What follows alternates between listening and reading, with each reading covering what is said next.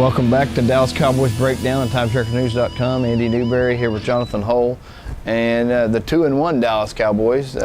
Best news was that they didn't lose any more key players.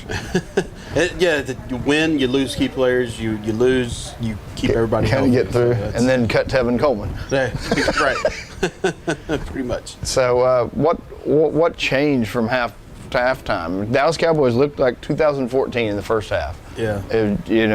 You could almost thought that if with -1 pass that Romo had been out there. Yeah. They were just running right over him. It's 85 yards of the first 3 carries for Joseph Randle, and then he finishes the game with 92, I think. Yeah. I mean, it was not a pretty situation. I think he got 2 on his last 11. Yeah. I think he finished the game at 87. What happened was there's this space. Yeah. And that space, when they realized Brandon Weeden was never going to throw down the field, they kind of took that away. Yeah, well, they played 8 men in the box, and then they just made sure that the Dallas wide receivers weren't going to get on top. But early in the game, he'd flip it to Beasley or Dunbar, and there was 15 yards of space. And then there was none. Yeah, Atlanta made the adjustment defensively at the half, obviously. Dallas didn't make that adjustment.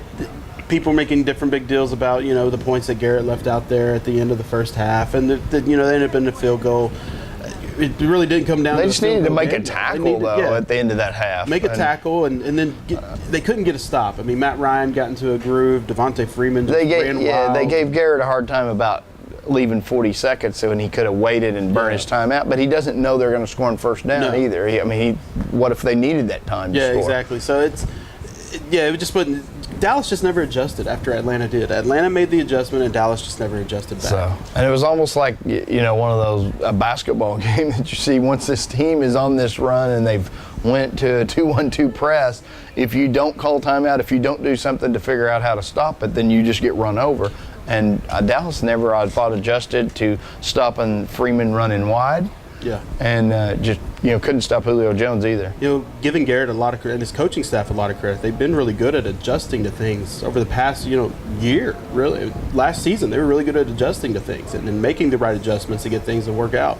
And this was the first time in a long time that they just weren't ever able to make those adjustments. Is that because Tony Romo wasn't on the field? I don't know. I mean, it could have been something because Brandon Weeden wasn't able to push the ball down the field. Yeah. But defensively either, though. Defensively, it wasn't there either. Now, that comes to a pass rush to me. And they've got to get something back in pass rush. And that's going to fix itself. Greg Hardy's a week away from coming back.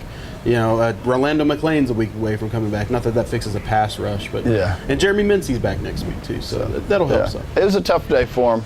In the next segment, we'll take a look around the NFC.